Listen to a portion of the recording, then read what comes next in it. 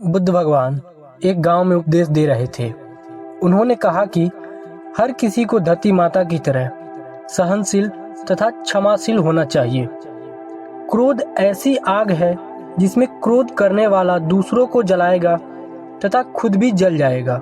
सभा में सभी शांति से बुद्ध की वाणी सुन रहे थे, लेकिन वहां स्वभाव से ही अति क्रोधित एक ऐसा व्यक्ति भी बैठा हुआ था जिसे ये सारी बातें बेतुकी लग रही थी।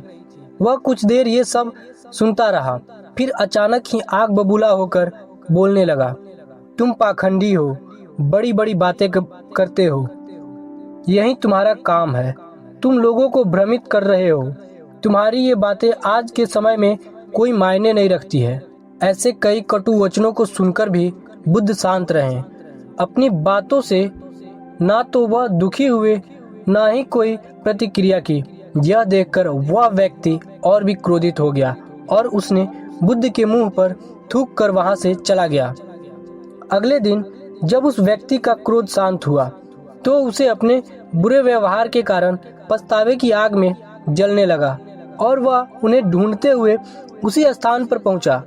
पर बुद्ध कहाँ मिलते, वह तो अपने शिष्यों के साथ पास वाले एक अन्य गांव निकल चुके थे। व्यक्ति ने बुद्ध के बारे में लोगों से पूछा और ढूंढते ढूंढते जहां बुद्ध प्रवचन दे रहे थे वहां पहुंच गया। उन्हें देखते ही वह उनके चरणों में गिर पड़ा और बोला, मुझे क्षमा कीजिए प्रभु। बुद्ध ने पूछा, कौन हो भाई, तुम्हें क्या हुआ, क्यों क्षमा मांग रहे हो? उसने कहा, क्या आप भूल गए, मैं वही हूँ जिसने कल आपके साथ बुरा व्यवहार किया था। मैं शर्मिंदा हूँ, मैं मेरे दृष्टि आचरण की क्षमा याचना करने आया हूँ। भगवान बुद्ध ने प्रेम पूर्वक कहा, बीता हुआ कल तो मैं वहीं छोड़कर आ गया और तुम अभी भी वहीं अटके हुए हो। तुमने अपनी गलती का आभास हो गया, तुमने पश्चाताप कर लिया, तुम निर्मल हो चुके हो। अब तुम आज में प्रवेश करो। बुरी बातों तथा बुरी घटनाओं याद करने रहने से वर्तमान और भविष्य दोनों बिगड़ जाते हैं। बीते हुए कल के कारण आज को मत बिगाड़ो। उस व्यक्ति का सारा बोझ उतर गया। उसने भगवान बुद्ध के चरणों में पड़कर क्रोध त्यागा तथा क्षमाशीलता का संकल्प लिया। बुद्ध ने उनके मस्तिष्क पर आशीष का हाथ रखा। उस दिन से उसमें परिवर्तन आ गया और उसके जीवन में सत्य, प्रेम व करुणा की धारा बहने लगी।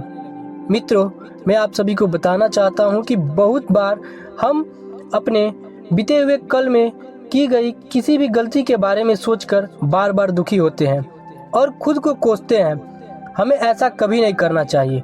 गलती का बोध हो जाने पर हमें उसे कभी ना दोहराने का संकल्प लेना चाहिए और नई ऊर्जा के साथ वर्तमान को सुदृढ़ बनाना चाहिए।